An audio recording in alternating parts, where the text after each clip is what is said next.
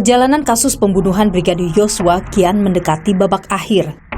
Tuntutan kepada 5 terdakwa pembunuhan telah dibacakan jaksa. Namun, tuntutan dinilai menciderai rasa keadilan. Ada apa? Lantas, bagaimana vonis hakim nantinya? Saya, Niluh Puspa, mencari jawabnya. Menjatuhkan pidana terhadap terdakwa seumur hidup. Menjatuhkan pidana terhadap terdakwa Kuatmaruf Putri Chandrawati, Ricky Rizal Wibowo dengan pidana penjara 8 tahun. Richard Eliezer Pudium Lumiu dengan pidana penjara selama 12 tahun dipotong masa penangkapan.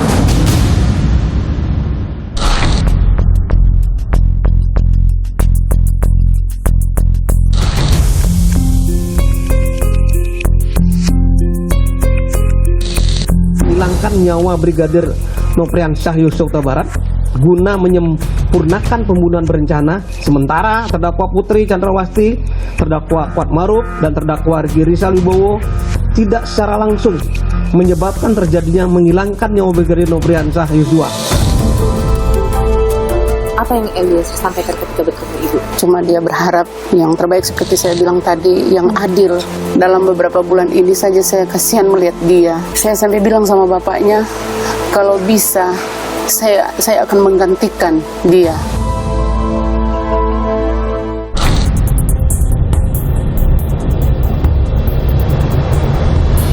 Profesor melihat apa yang kemudian dituntut oleh jaksa sudah sesuai? Logika hukumnya iya adil. Tapi dari saya perasaan kita semua orang ya, berarti keluarganya pasti tidak adil. Anda melihat dari jalannya persidangan selama ini, hakim akan bagaimana, Prof? Yang penting bagi saya bukan hukumannya, pertimbangannya, bukan putusannya, masa bodoh. Saudara, jaksa penuntut umum telah bacakan tuntutan bagi para terdakwa pembunuhan berencana Brigadir Yosua. 5 terdakwa, Ferdi Sambo, Putri Chandrawati, Richard Eliezer, Ricky Rizal, dan Kuatmaruf dituntut dengan hukuman yang berbeda. Ferdi Sambo, saudara, mendapat tuntutan paling berat seumur hidup. Ia oleh jaksa penuntut umum disebut sebagai otak pembunuhan berencana Yosua. Bahkan Ferdi Sambo disebut menjadi orang yang menembak bagian belakang kepala Yosua yang merupakan tembakan fatal, yakni tembakan mematikan. Menggenggam senjata api menembakkan ke arah tubuh korban hingga korban Nofriansyah Yosua Huta Barat meninggal dunia. menjatuhkan pidana terhadap terdakwa dengan pidana seumur hidup. Sementara itu, saudara, ajudan Ferdi Sambo, Richard Eliezer, dituntut dengan hukuman 12 tahun penjara. Richard Eliezer disebut sebagai eksekutor pembunuhan Yosua. Meski berstatus sebagai JC atau Justice Collaborator, tapi jaksa penuntut umum tidak menemukan ada hal-hal yang bisa menghapus pidana yang dilakukan oleh Richard Eliezer dalam kasus pembunuhan Brigadir Yosua ini. Terlihat adanya hubungan kerjasama antara terdakwa Richard Eliezer Pudium Lumiu dan saksi Ferdi Sambo, saksi Putri Chandrawati, saksi Ricky Rizal Wibowo, saksi Kuatmaruf, yakni niat menghilangkan nyawa korban Nofriansyah Yosua, menjatuhkan pidana terhadap terdakwa Richard Eliezer Pudium Lumiu dengan pidana penjara selama 12 tahun dengan perintah agar terdakwa tetap ditahan, dipotong masa penangkapan. Di hari yang sama dengan pembacaan tuntutan pada Eliezer, istri Ferdi Sambo, Putri Chandrawati, juga dibacakan tuntutannya oleh jaksa penuntut umum. Ia dituntut dengan hukuman 8 tahun penjara. Jaksa menyebut istri Ferdi Sambo ini terlibat dalam perencanaan pembunuhan Brigadir Yosua sejak dari rumah di Magelang. Terdakwa Putri Chandrawati tetap melaksanakan kehendaknya untuk merampas nyawa korban Nofriansyah dengan sengaja tetap mengamankan senjata milik korban Nofriansyah tersebut. Menjatuhkan pidana terhadap terdakwa Putri Chandrawati dengan pidana penjara selama 8 tahun, dipotong masa tahanan dengan perintah terdakwa tetap ditahan. Tuntutan 8 tahun penjara ini, saudara, juga diberikan kepada Ricky Rizal dan juga terdakwa lain, yakni Kuatmaruf yang merupakan sopir keluarga Ferdi Sambo. Jaksa menyebut bahwa kedua terdakwa ini, Ricky Rizal dan juga Kuatmaruf, terlibat dalam pembahasan skenario pembunuhan berencana terhadap Brigadir Yosua. Selalu menunjukkan terdakwa adalah orang yang pertama diminta untuk bertindak oleh saksi Ferdi Sambo, saksi Putri Chandrawati, yaitu dan saksi Putri Candrawati, yaitu dari mulai melucuti senjata, dipanggil ke lantai 3 rumah saguling, diminta mengemudikan mobil dari rumah saguling menuju rumah dinas Duren 3, diminta mengawasi korban Nofriansah Yosua saat di mobil dan di taman rumah dinas, diminta untuk mengantar saksi Putri Candrawati pasca penembakan terhadap korban Nofriansah Yosua. Dan terdakwa Kuatmaruf yang sudah mengetahui rencana merampas nyawa korban Nofriansah Yosua Huta Barat hanya berdiam diri saja dan masih berada dalam rumah, yaitu berada di depan pintu dapur dan sama sekali tidak berusaha untuk keluar memanggil bantuan sama sekali. Beragam reaksi pun muncul terkait dengan tuntutan oleh jaksa. Namun jaksa punya pandangan lain terkait hal ini. Sebagaimana fakta hukum yang terungkap di persidangan bahwa terdakwa Ferdi Sambo sebagai pelaku intelektual telah dituntut dengan hukuman seumur hidup karena telah memerintahkan terdakwa Richard Eliezer untuk mengeksekusi, menghilangkan nyawa Brigadir Nofriansah Yosua Huta Barat guna menyempurnakan pembunuhan berencana, sehingga terdakwa Eliezer dituntut 12 tahun pidana penjara. Sementara terdakwa Putri Candrawati, terdakwa Kuatmaruf, dan terdakwa Rizal Wibowo tidak secara langsung menyebabkan terjadinya menghilangkan nyawa Brigadir Nofriansah Yosua. Menjatuhkan pidana terhadap terdakwa Richard Eliezer Pudium Lumiu selama 12 tahun dengan perintah agar terdakwa tetap ditahan. Persidangan kasus pembunuhan Brigadir Yosua dengan agenda pembacaan tuntutan jaksa penuntut umum mendadak ricuh kala jaksa membacakan tuntutan pada Richard Eliezer. Banyak yang kecewa dengan hasilnya. Tapi yang paling terpukul dengan tuntutan 12 tahun dari jaksa penuntut umum adalah orang tua, ibunda dari Richard Eliezer. Sudah bersama dengan saya, saudara, ibunda Richard Eliezer, Rineke Pudihang. Bu Ine, terima kasih sudah bersama Niluh. Saya ingin tanya dulu kepada Ibu, setelah pembacaan tuntutan itu, Ibu sempat berbicara dengan Richard Eliezer? Setelah pembacaan itu, nanti besoknya kita ketemu. Apa yang disampaikan Eliezer terkait ini? Dia sih sebenarnya waktu kita ketemu kelihatan memang dia biasa-biasa, dia tenang. Tetapi saya sebagai seorang ibu, saya bisa melihat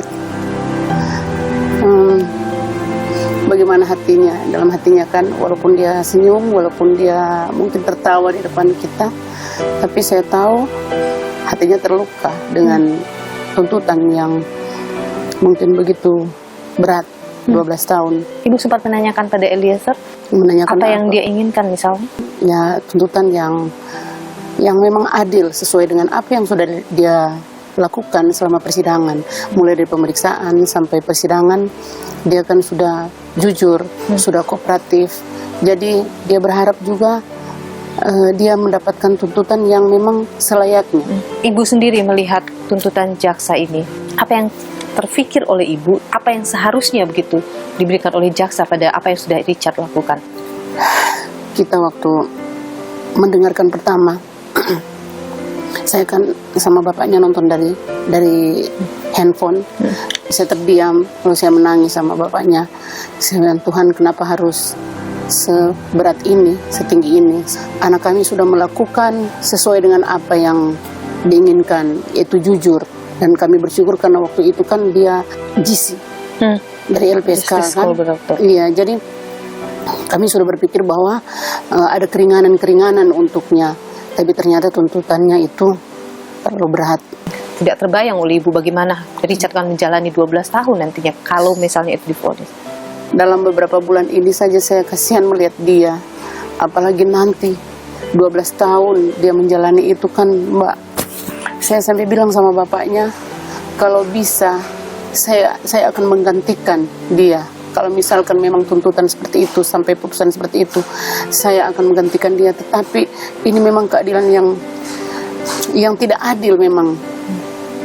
Itu yang membuat kami berdoa sebagai orang tua sakit hati. Kemarin dalam persidangan ketika tuntutan itu dibacakan, Richard nampak menahan tangis. Ketika kemudian sudah selesai pembacaan itu, bertemu dengan pengacara, ia kemudian tidak bisa menahan lagi tangisnya.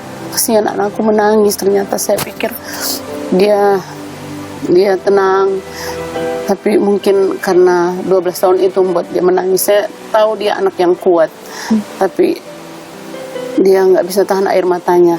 Kalau di persidangan ia menangis di hadapan Ibu, apakah ia menangis juga? Dia anak yang kuat, Mbak. Dia nggak mau lihat kita sedih. Jadi dia yang memberikan kekuatan kepada kami berdua. Anda sempat berkomunikasi dengan pengacara Bang Roni? Iya. Apa yang Anda titipkan pada Bang Roni terkait ini? Kami berdua bilang kepada Bang Roni, semoga Icat bisa mendapatkan keringanan. Menurut Anda dan keluarga, apa yang adil bagi Icat? Mbak, ini kan selama proses persidangan ini, Icat kan sudah jujur. Icat sudah mengakui bahwa dia melakukan, dan dia juga meminta maaf kan kepada keluarga, bersujud kepada kedua orang tua. Almarhum sudah menerima kami juga permintaan maaf kami berdua sebagai orang tua. Dari awal hingga akhir keterangannya tidak pernah berubah kan.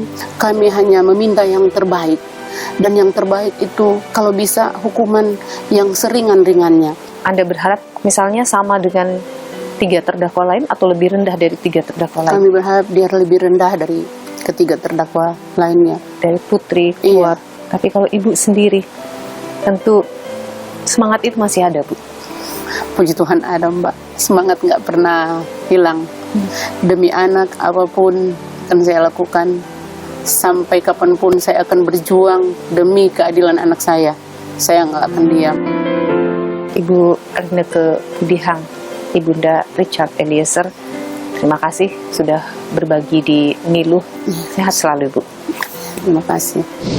Gelombang kekecewaan muncul di publik pasca jaksa penuntut umum membacakan tuntutannya kepada para terdakwa pembunuhan Brigadir Yosua. 2 hal yang menjadi riuh di publik, yaitu pertama terkait dengan tuntutan pada Ferdi Sambo yang dianggap tidak maksimal karena hanya dituntut penjara seumur hidup. Sementara yang kedua adalah soal tuntutan pada Richard Eliezer yang dianggap tidak memenuhi rasa keadilan masyarakat karena sebagai justice collaborator ia dituntut dengan 12 tahun penjara, dan itu lebih tinggi dari terdakwa lain seperti Putri Chandrawati dan juga Ricky Rizal serta Kuat Ma'ruf. Bagaimana sebenarnya kalau kita berbicara soal keadilan dan bagaimana juga melihat tuntutan dari jaksa ini? Kita perbincangkan bersama dengan Profesor Romli Atmasasmita, pakar hukum pidana Universitas Padjadjaran. Prof. Romli, terima kasih sudah bersama Niluh, sehat selalu. Ini kita menyambung pembicaraan kita pada pekan lalu, Prof. Kalau Profesor melihat apa yang kemudian dituntut oleh jaksa, sudah sesuai, sudah memenuhi rasa keadilan, Prof? Kalau menurut rasa keadilan ya belum. Dari sisi mananya? Dari sisi rasio logisnya, logika hukumnya iya adil. Tapi dari sisi perasaan ya, perasaan kita semua orang ya, untuk keluarganya pasti tidak adil. Nah, ini bisa harus hal seperti ini bisa selesai pada waktu putusan. Oke. Karena hakim diberi kewenangan luas baik yang yuridis maupun non yuridis. Tapi kalau melihat apa yang dituntut oleh jaksa, menurut Anda itu sudah sesuai seharusnya? Sudah sesuai. Sekarang yang penting kan pengacaranya ini. Apa sikap pengacara dalam pembelaannya seperti apa? Ya, nanti. Sehingga dia bisa meyakinkan hakim ini bisa diturun di bawah. Prof. Romli, Kejaksaan Agung itu kemarin menyinggung soal peran Richard ya, terkait dengan tuntutan ini, bahwa Kejagung menyebut bahwa status pelaku yang bekerja sama sebagai GC tidak diatur dalam kasus pembunuhan berencana. Saya pelajari juga nih, ada Undang-Undang Perlindungan Saksi Korban itu 2006, terakhir 2014. Terus ditambah lagi peraturan Mahkamah Agung. Mahkamah Agung mengatakan bukan pelaku utama yang diberi kewenangan untuk memperoleh perlindungan. Dan kalau kita lihat pada Richard Eliezer, salah dong kalau dia diberikan GC karena dia pelaku utama menembak. Keliru. LPSK keliru memberikan status GC itu. Artinya dia tidak membahas sejarah. Paling disebut dia hanya bisa dilindungi kalau orang itu ya menghadapi perkara terorisme, ya, korupsi, kejahatan serius, organized crime. Kalau yang pidana terus pembunuhan walaupun direncanakan itu nggak ada kewajiban. Tapi ketika kasus yang begitu buram kemudian terbuka karena keterangan dari satu orang ini, apakah itu bisa dipertimbangkan, Prof? Itu bisa dipertimbangkan. Makanya putusan hakim seharusnya mempertimbangkan untuk apa? Ke depan kalau ada perkara yang mirip sama, dipakai juga pertimbangan yang dari jurisprudensi. Jadi ditutup, dilengkapi oleh putusan hakim. Karena keputusan hakim, kalau peraturan itu tegas-tegas normatif dilaksanakan, Eliezer nggak dapat LPSK perlindungan saksi juga nggak adil. Karena dia dengan sukarela mau membuka, walaupun kata kejaksaan yang membuka itu keluarganya. Tapi kan ini kalau membuka keluarganya juga nggak bisa apa-apa. Kalau kan? Richard tidak bicara karena si Richard Eliezer lah yang ada di dalam persidangan. Hal yang meringankan Baradae karena dia mendapatkan rekomendasi saksi pelaku yang bersama atau justice collaborator dari LPSK. Kalau itu dimasuki sebagai hal yang meringankan, ya kan? Ya kemudian juga diklaim oleh Pak Jampidum karena sudah mempertimbangkan rekomendasi dari LPSK, makanya 12 tahun. Kenapa kalau itu diterima rekomendasi LPSK itu, tetapi kok penerapannya tidak sesuai dengan undang-undang? Nah di sini masalahnya kan, apakah Eliezer itu dijadikan GC? Dia berhak memperoleh fasilitas hak-hak yang diberikan oleh negara sebagaimana diatur dalam undang-undang. Menurut saya belum bisa. Sementara dia diakui, tapi hak-hak dia tidak diakui. Keringanan hukuman antara lain itu ada. Jadi tidak salah juga kalau kejaksaan tidak memberikan keringanan-keringanan dalam tuntutan. Prof, melihat misalnya Richard dengan status JC-nya, dia dikenakan pasal 340, didakwa dengan pasal 340 oleh Sambo. Berbeda dengan Sambo, dengan cukup jauh, dianggap oleh jaksa cukup jauh. Apakah itu sudah adil? Ya kan, sudah hukuman terendahnya 20 tahun. Jadi itu sudah keluar dari pakemnya KUHP pasal 340 kan, jaksa. Makanya sudah katakan oleh Pak Jampidum lebih ringan katanya. Sudah termasuk dipertimbangkan bla bla bla bla, tapi itu memang jauh di bawah. Termasuk juga si 3 orang itu. Mungkinkah vonis hakim akan lebih rendah dari tuntutan? Harapannya kan begitu. Bahkan di situ ya, di peraturan Mahkamah Agung sebut bisa dikasih percobaan pidana bersyarat atau diberikan hukuman jauh lebih ringan dari terdakwa yang lain. Itu ada itu pedomannya.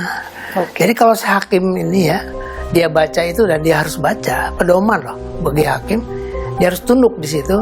Selamat nih semua gitu kira-kira. Terutama si Eliezer. Saya harapkan Eliezer itu pidana bersyarat aja udahlah. Itu pun pasti ada yang protes kan. Dia yang nembak kok bersyarat kan. Itu pun diperintah.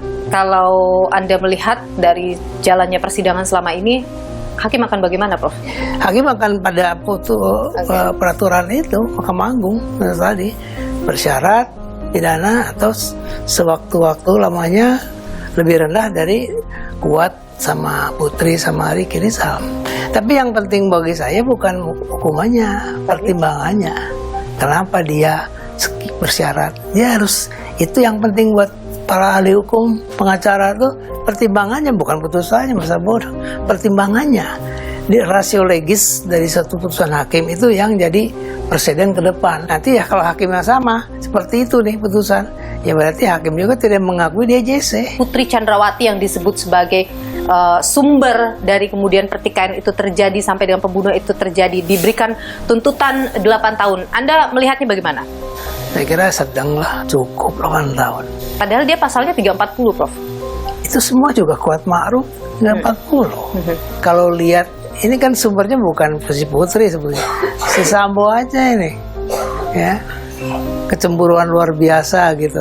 Sampai pengen bunuh.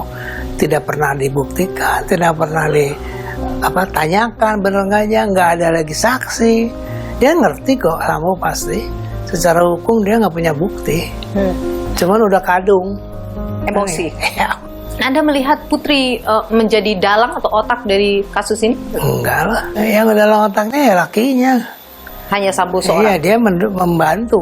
Kalau kita lihat lagi dari hal-hal yang meringankan, Sambo ini kan seumur hidup, Prof. Dengan tidak ada hal yang meringankan. Tidak ada yang meringankan, tapi vonisnya seumur hidup. Bukan vonis mati misalnya. Sebetulnya kalau hal tidak meringankan itu cocok buat residivis. Orang yang melakukan kejahatan berulang-ulang kali. Tapi kalau melihat Sambo, saya melihat pada posisi hari ini, gitu, dia terpleset menjadi pembunuh. Tapi kan tidak jauh sebelumnya nggak ada kejadian seperti itu. Jadi kita juga harus bijak. Artinya dengan misalnya tidak ada hal yang meringankan, apakah seseorang bisa dituntut mati saja, Prof? Misalnya? Bisa. Ketika itu tidak terjadi pada Sambo, Kenapa artinya kalau ada yang tidak ada hal lain. meringankan? Kenapa nggak mati gitu aja? Jadi Anda membaca mungkin ada keraguan dari jaksa? Sebetulnya mati harusnya. Mungkin di kejaksaan juga ada pertimbangan lain lah. Syarat sampai seseorang bisa divonis mati, itu apa sih biasanya, Prof? Satu, dia residif. Kedua, kekejaman, melakukan kejahatannya, mutilasi, dimakan dan sebagainya. Dan Kan Anda melihat itu tidak ada dalam kasus ini? tidak ada. Tidak memenuhi dua syarat tadi? Tidak, hanya kejam. Sudah tahu tengkur ditembak juga gitu. Makanya bagi kejaksaan kejam seperti itu cukup seumur hidup. Menarik juga, Prof, ketika dalam catatan bahwa ketika tuntutan itu dibacakan, publik bereaksi keras sampai kepercayaan publik pada sistem peradilan kita itu gitu. melemah. Ini kan soal mama perasaan yang kedepankan. Nah itu namanya social justice, ya kan? Beda dong dengan jaksa, beda dengan pengadilan. Itu social justice. Hukum pidana itu jangan kalau ada kejadian jangan perasaannya. Lihat dulu buktinya, faktanya. Baru kemudian perasaannya. Nah, perasaan itu muncul dalam putusan hakim, bukan ke jaksa. Jaksa nggak boleh berperasaan. Celaka kalau jaksa berperasaan. Semua itu ringan, itu nggak apa-apa. Oke, jadi apa yang dilakukan jaksa kalau menurut Anda sudah tepat ya, Prof? Benar, tepat. Pekan ini, Prof, akan masuk ke pembelaan. Apa yang menurut Prof harus menjadi perhatian dari para pengacara ini dalam menyusun pleidoynya? Ya pokoknya pengacara itu tugasnya membela klien. Seberapa mungkin dibela ya sesuai dengan fakta persidangan yang ditemui. Apa terserah yang tahu kan. Dan yang paling dekat adalah kita menunggu bagaimana kemudian vonis yang akan diberikan oleh hakim. Nah, penting hakim. Jadi kita ingin lihat kedewasaan ya dan pengalaman segala macam. Kita percayakan pada hakim memutuskan sesuai dengan logika yuridis dan perasaan keadilan. Baik, Profesor Romli Atmasasmita, pakar hukum pidana Universitas Padjadjaran. Terima kasih, Prof, sudah berbagi informasi di sini. Sehat selalu. Menjatuhkan pidana terhadap terdakwa dengan pidana seumur hidup. Putri Chandrawati dengan pidana penjara selama 8 tahun. Menjatuhkan pidana terhadap terdakwa Kuatmaruf dengan pidana penjara selama 8 tahun. Menjatuhkan pidana terhadap terdakwa Ricky Rizal Wibowo dengan pidana penjara selama 8 tahun. Menjatuhkan pidana terhadap terdakwa Richard Eliezer Pudium Lumiu dengan pidana penjara selama 12 tahun dengan perintah agar terdakwa tetap ditahan, dipotong masa penangkapan.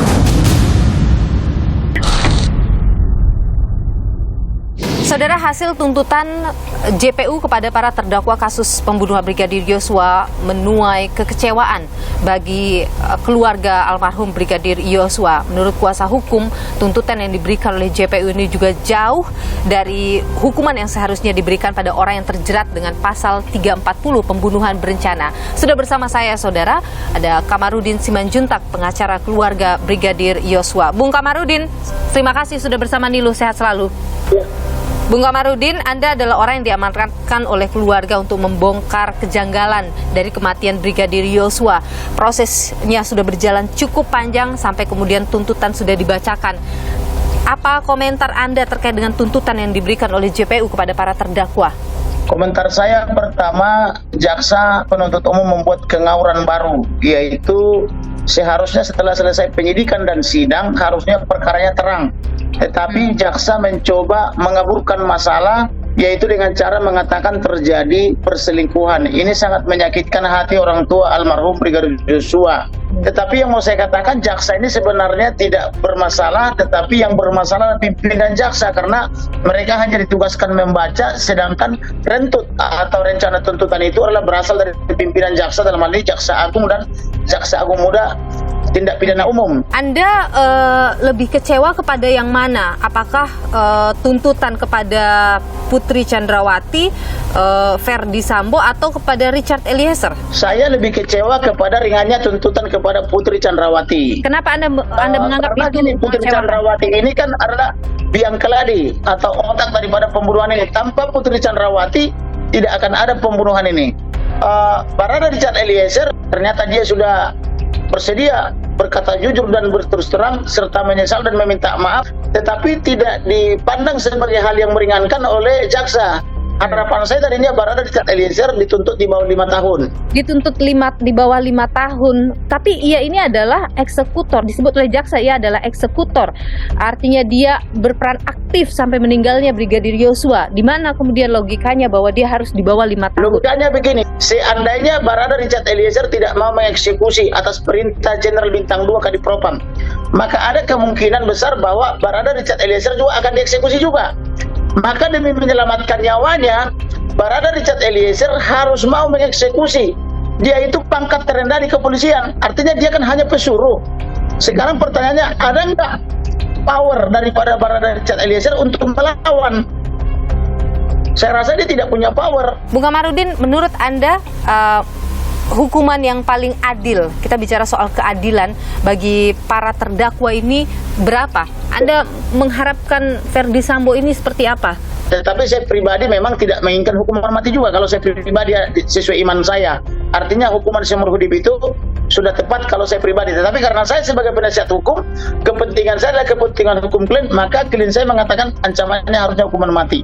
Dan untuk Putri Chandrawati juga idealnya ancaman hukuman mati atau seumur hidup, karena dia merupakan biang keladi daripada persoalan ini. Dialah pemicu pembunuhan terencana dan dia juga ikut merencanakan, dia ikut melakonkan.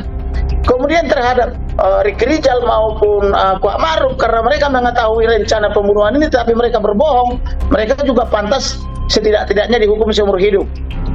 Namun kepada Barada Richard Eliezer, karena dia tidak tahu tentang rencana pembunuhan ini, kecuali dia hanya diperintah dan dia tidak punya motif, maka menurut saya layaklah dia misalnya dituntut di bawah 5 tahun, dan dia juga masih sangat muda, masa depannya masih sangat panjang, kan begitu. Anda tidak melihat pertimbangan misalnya tentang masa lalu, misalnya ini adalah perbuatan pertamanya, misalnya Ferdi Sambo atau Ricky Rizal yang kemudian dalam pertimbangannya disebut oleh jaksa dia menjadi tulang punggung keluarga, masih punya anak yang kecil. Anda tidak melihat pertimbangan-pertimbangan itu, Bung Kamarudin, sebagai hal yang mungkin akan bisa meringankan? Secara pribadi, saya melihat begitu. Tetapi karena saya bukan kepentingan pribadi, melainkan kepentingan klien, maka yang saya tampung adalah kepentingan klien saya, yaitu keluarga Brigadir J. Huta Barat, supaya tidak terjadi lagi ke depan seperti ini, supaya polisi juga atau pelaku-pelaku kejahatan lain pada bertobat yang melakukan perbuatan selama ini seperti ini, supaya jerak dan tidak mengulangi lagi, maka perlu hukuman yang tegas, kan begitu. Oke. Harapan keluarga dan juga harapan Anda kepada vonis hakim nanti? Harapan saya kepada hakim, karena hakim ini adalah, atau majelis hakim ini adalah wakil Tuhan sesuai irah-irah yang menyatakan demi keadilan berdasarkan ketuhanan yang Maha Esa, maka tegakkanlah hukum supaya tercapai kepastian hukum, keadilan dan kemanfaatannya. Oke, dan Anda yakin, punya keyakinan pada hakim bahwa hakim akan bisa memberikan vonis dengan rasa keadilan untuk korban klien Anda? Saya mau mengatakan bahwa hakim punya kewajiban moral untuk memberikan hukum yang adil atau vonis yang adil, baik itu secara pertimbangan hukum maupun dalam putusannya, misalnya dengan cara membuat putusan ultra petita. Ultra petita itu artinya membuat hukuman yang jauh lebih berat daripada tuntutan jaksa bisa. Artinya hakim itu tidak terikat kepada tuntutan, tetapi terikat kepada pasal dakwaan, kan begitu. Artinya Anda punya keyakinan bahwa hakim akan bisa bersikap adil nanti pada saat vonisnya? Kalau hakim ini adalah benar-benar wakil Tuhan, dia bisa. Kamarudin Simanjuntak, pengacara keluarga Brigadir Yosua. Terima kasih sudah berbagi informasi di Nilu. Sehat selalu, Bung Kamarudin.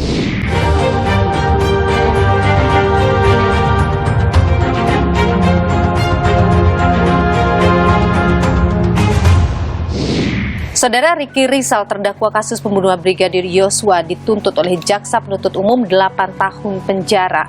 Dan ini dianggap oleh publik tidak memenuhi rasa keadilan, bahkan juga jauh dari harapan keluarga Yosua. Bagaimana tanggapan kuasa hukum terkait dengan hal ini? Sudah bersama dengan saya, ada pengacara Ricky Rizal, Zena Dinda De Vega. Mbak Zena, terima kasih sudah bersama Nilu. Sehat selalu. Mbak Zena, jadi kalau dilihat bahwa tuntutan jaksa penuntut umum ini tidak memenuhi harapan publik, jauh dari rasa keadilan, tanggapan pengacara bagaimana? Bagaimana ya? Karena isi tuntutannya itu juga tidak sesuai fakta persidangan, Maningdo. Di mananya? Pengamanan senjata, itu yang pertama. Pengamanan senjata itu kan sudah ada dukungan bukti dari keterangan saksi ahli poligraf. Tapi kan dia memang mengamankan senjata itu. Betul, mengamankan senjata dengan alasan inisiatif diri sendiri. Karena apa? Mendengar cerita Kuat Ma'ruf yang mengatakan ia menodongkan senjata kepada Joshua. Jadi ketika di Magelang itu yang Ricky tahu hanyalah konflik antara Kuat Ma'ruf dengan Joshua. Itu yang Anda rasa keliru ya. Betul. Tapi kalau kita lihat dulu catatan dari jaksa penuntut umum soal mengetahui bahkan ikut dalam pembahasan skenario, apa yang pembelaan yang bisa Anda berikan kepada klien Anda? Ini sebenarnya ya mungkin berada di tempat peristiwa tersebut, betul, tetapi untuk mengetahui rencana tersebut sama sekali tidak tahu sama sekali. Ini didukung juga dengan keterangan Ferdi Sambo sendiri ya. Pertanyaannya, ada kejadian apa di Magelang, saya akan panggil Joshua, kalau dia melawan kamu amankan saya, backup saya, kalau dia melawan kamu berani nembak dia enggak? Itu, dan itu semua rangkaian kata itu semuanya ditolak. Tapi kemudian dia tidak melakukan apa-apa ketika tidak ada juga upaya mencegah.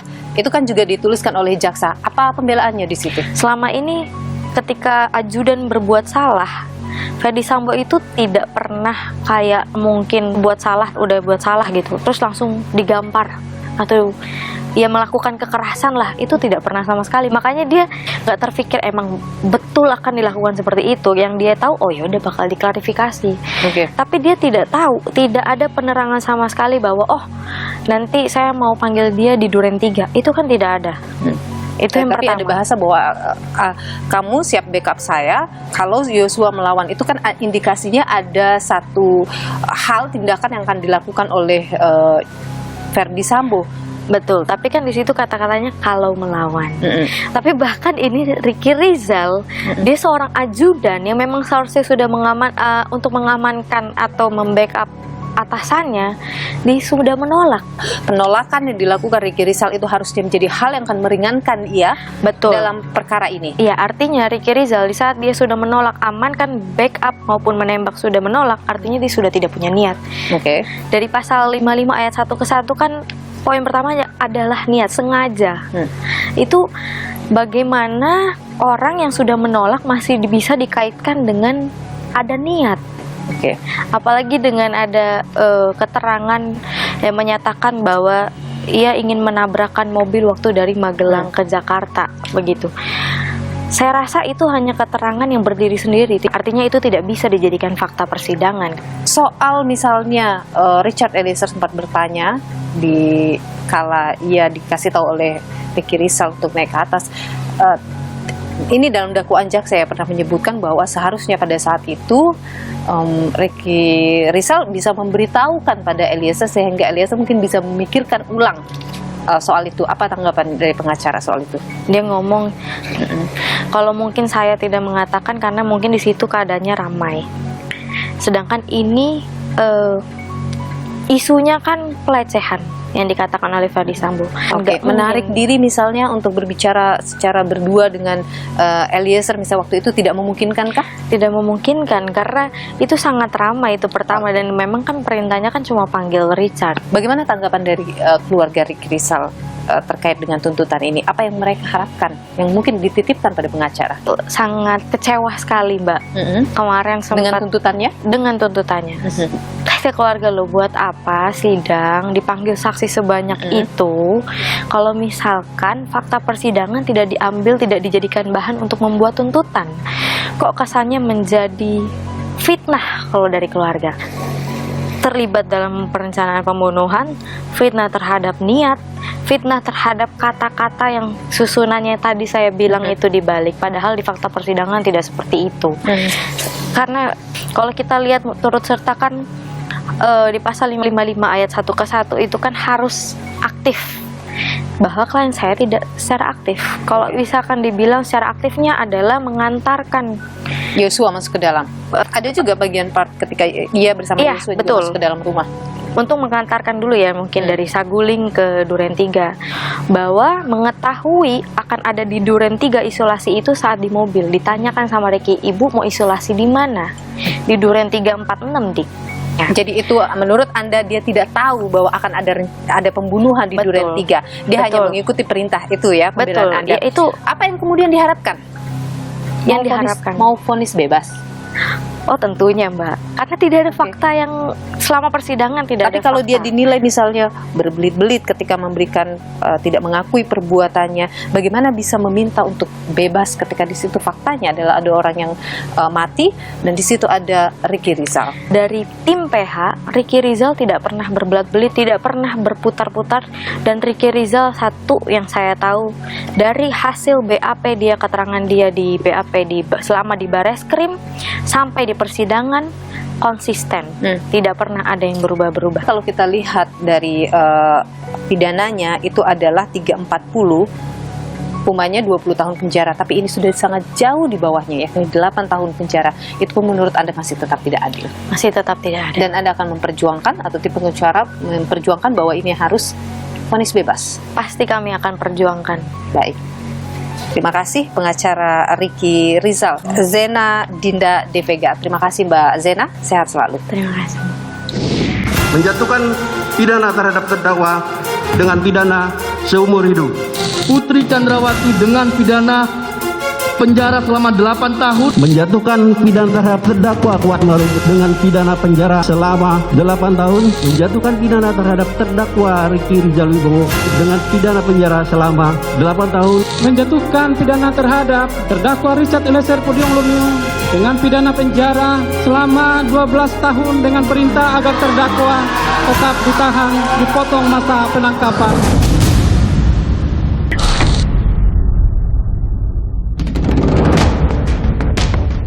Jelang penghujung persidangan pembunuhan berencana Yosua, kegaduhan muncul. Tuntutan jaksa pada 5 terdakwa memantik reaksi.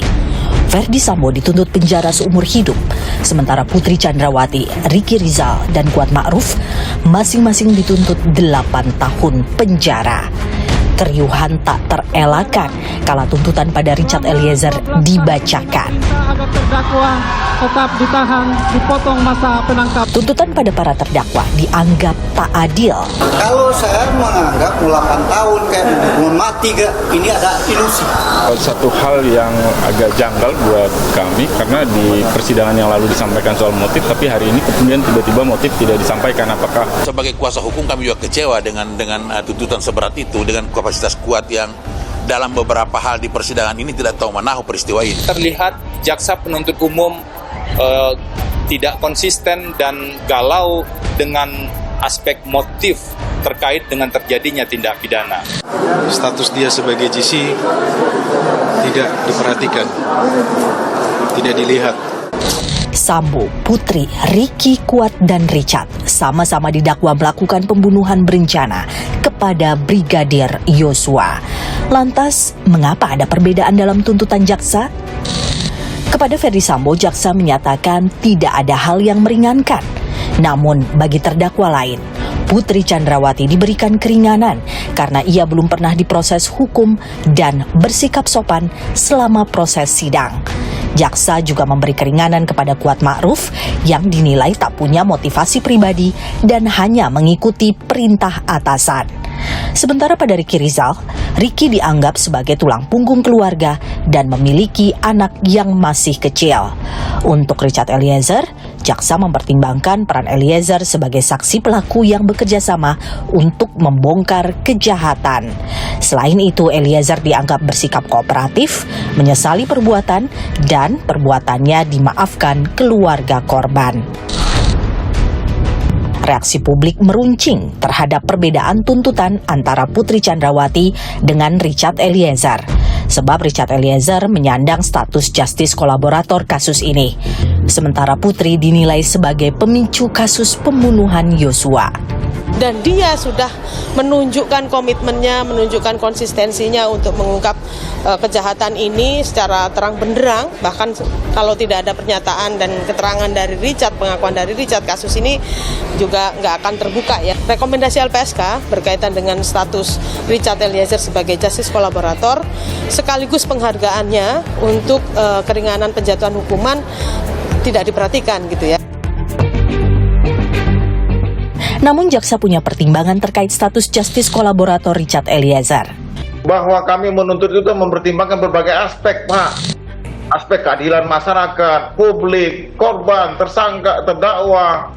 Kami juga mempertimbangkan LPSK. Kalau kita baca perma, pada JC itu tidak berlaku bagi pelaku. Kalau kami tidak melihat itu, Pak, mungkin tuntutan hampir mendekati Pak Freddy Sambo, Pak. Ini pertimbangan jaksa cukup berat, Pak.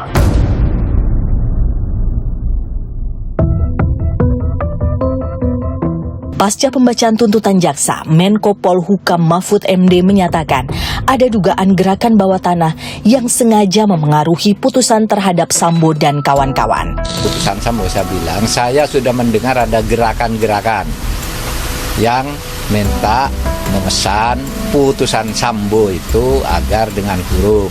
Tapi ada juga yang minta dengan angka. Jadi bukan putusan yang ini yang kesana. Ada yang bergerilya, ada yang ingin Sambo dibebaskan, ada yang ingin Sambo dihukum, kan gitu. Tapi kita bisa amankan itu di kejaksaan. Saya pastikan kejaksaan independen. Ada katanya seorang brigjen mendekati si A si B. Saya bilang brigjennya siapa? Suruh sebut ke saya. Nanti di sini saya punya majen banyak kok. Saya bilang. Kalau Anda bilang majen yang mau menekan pengadilan atau kejaksaan, di sini saya punya legend. Atas tuntutan jaksa, 5 terdakwa mengajukan nota pembelaan atau pledoi. Apapun tuntutan jaksa, vonis tetap di tangan hakim. Mampukah kasus ini menemukan jalan keadilan?